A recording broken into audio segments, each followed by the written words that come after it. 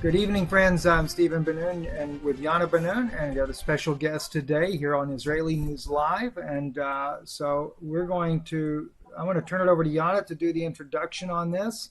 And we trust that this will be a blessing to many of you that will be watching all over the world. Well, be welcome today with us, and she's our sister in Christ, Jesus Christ. Her name is Celeste Solomon. Did I say your name correctly?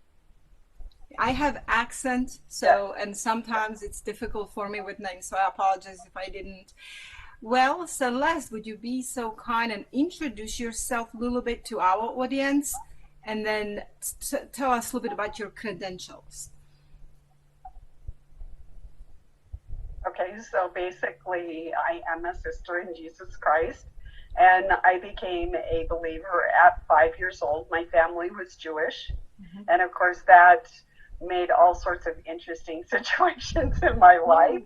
Yes. And the Lord has uniquely positioned me and all the various experiences that I've had throughout my life to converge for this period of time and of what I'm sharing and um, what His will for my life is. And I join lots of other bold and beautiful women that have stepped out from their homes and gone to the front lines. So I'm honored to be included in those wonderful women of faith. So my That's credentials are, so I started out in medicine and pediatrics, and I had a daughter with a lot of birth defects.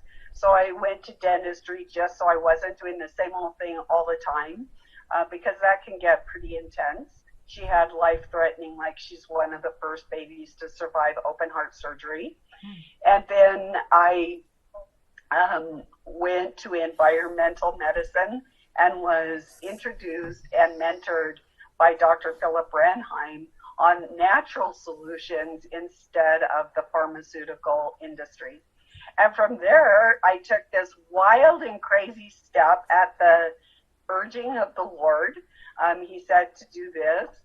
Actually, I started out as a volunteer to work for FEMA, and then I worked my way up. And then after 9/11, the events of 9/11, Homeland Security was formed, and so I had a minor role in Homeland Security, but FEMA and Homeland Security worked together. So my specialty was plans, but you kind of do a little bit of everything. It's kind of like being a mother. You do everything. You know, you wear many different hats. So I've done everything from exercises to incident command. Of course, I was involved in Y2K, 9/11, Hurricane Katrina, earthquakes, every type of disaster that there was, and planning for future disasters, including pandemics of what we see right now. okay. Well, with that, I'll go right into the questions. I'm sorry if you want to say something, just No, no, tell no, me. no. I'm fine. Okay, I I'm don't want fine. to interrupt thoughts or anything, but I have a hard Today I time. am the mascot. Well, we talked with Celeste a few days ago, and I was scared. Everybody saw I was scared because I talked about our interview that we had over phone. But I prayed about it. I'm ready to kind of share what you have to say. And let's go right into this. You know, as the almost whole planet is on a lockdown right now, and some people think that we're gonna go still back to normal. Its country's gonna reopen as President Trump keeps promising every day, and people listen to it. They listen to a lot of pastors who are telling them the good things that are about to happen. But then there is this other part, you know, of the other side of the people that are saying no, the new world order took over completely and we are not going back to normal. So my question is to you, will we ever go back to normal as we were in December 2019 or January 2020? No, we'll never go back to normal. The purpose of COVID-19, real or perceived, no matter what side of the fence you're on, is being used to inject global governance, a one world order. if you believe in the beast system or if you just believe in the New World Order, that has been injected into the world. That's why the world had to come to an abrupt stop and inject, because they are getting every piece and fabric of society, every, like, from shipping to healthcare to our families, how we interact on a relational level. As you know, most churches and faith or faith institutions have been hit really hard. You cannot assemble any longer except virtually. So we are using, the sad thing is, we are using the very mechanism that is controlling us with, to a greater degree every day, to even have some semblance of meeting together like you and I are having this conversation right now. It would be so much nicer to do it in person. Yes. Yes. So, Well, let me just throw okay, in a go ahead, thought please. here while we're on this. I have one of the president's advisors is an individual I speak with on a regular basis. Well, I say off and on. And a lot of people were shocked when I revealed that he had told me, and this has been a little over a week ago now, that the president was no longer in power, that he'd been removed from power, and that of course there was a body that had replaced him. And he said that, oddly enough, Rothschilds, Rockefellers, Henry Kissinger, as he said, would have the joystick to the fighter pilot plane controlling all of this. So it almost seemed outlandish to a lot of people that I said this. And but he also confirmed what you're saying, and he said this kind of started earlier than they were planning, but the Pandora box is already opened, and as he stated to me as well, it will never be the same again. And he said we'll start with a global reset, and then it'll just kind of have a domino effect of the events, and they're using it also for targeted disarming. He said they want to do it in a way to where the public doesn't know they're trying to disarm them, allow the events to be created, and then go forward. So just a thought to throw in there. No, that's right. You're like a second source or second witness that affirmed that. And with that, when we talked together, you said something happened March 13th, 2020. Can you tell people what happened on that day? So first off, when I about the second or third week in January, I have my sources that I go to regularly, and there's the annual conferences, and usually it's you look and you see there's a few things that change, but pretty much our life goes on as normal. But I went to the World Economic Forum that people can go to. It's in Davos. You can look it up in your favorite search engine.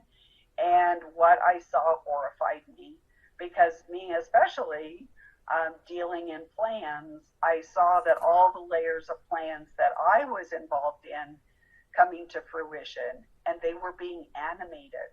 They were coming to life. And it was, they have graphics there that are very easy to follow. You can see the tentacles going out and how one thing interacts with another thing. And like you said, like the dominoes. So in that pile of material, I went through it because I did a show on, there's 18 different platforms. And the Lord kept saying 18, but I didn't have time to research it. And then all of a sudden it came to me. I was walking my little dog, and it was 18, 666, and there's 18 platforms. And at the top it says COVID, that they're 18 objectives, that they're going to change the world. And so buried in there is this, was this information that about novel geometries. And so I had some sources, and I asked, what's a novel geometry? And it has to do with pi. So on March 13th was International Pi Day, and they were doing, that is the day that President Trump went before the American people during his briefing, and he brought out like 13, I didn't count them, CEOs, and said, okay, Walmart's going to do this, Costco's going to do this. And, you know, it was this, oh, they're supporting this endeavor. We're coming together as a public-private partnership. That is code for global fascism. And so basically he was almost bowing, not to the degree that Obama did, you know, where Obama actually bowed to foreign people, but he was attaboying, saying, attaboy this.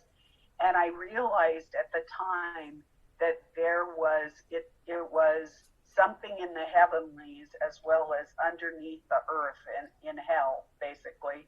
And that President Trump had ceded his authority. Now, previous to that, both President Trump, Vice President Pence, the World Health Organization lady, and Dr. Fauci all use the words for the health, safety, and I can't remember if it's welfare or well-being. That is a code, and basically it is called an emergency clause. People that know about this code are politicians, lobbyists, government officials, and the military. And basically when you use that code, it suspends the Constitution of the United States. And all of them said it on multiple different occasions. And then when I exposed that this is what they had done, they changed their operation. And so one person would start the emergency clause and another person would finish the clause. And then they tried another type of strategy where they started the emergency clause, one person did, at the beginning of the, God bless you, at the beginning of the speech, and then finished it at the end. But you need to understand that we are now in a new world order. That's one. And so they are using like the Roman phalanx, like the Roman soldiers, where they're intertwined and they're operating as one. So it really does not matter if one starts it at the beginning, the clause at the beginning and the end, or if one person starts the clause and another person finishes it. They are acting as one unit. And that's really important to understand when you're deciphering the different codes that they are giving out. Well, President Trump's, I mean, you know, if we can't call him that anymore, but he gives this false hope constantly. There is this false hope when you listen that we're going to reopen the country. This is what America is about. And this is what people grab onto. They hold on to this, you know, and I noticed that. So what is he talking about, reopening the country? Are there going to be any kind of ultimatums for people? Like, if you want to enter society back, you have to do this.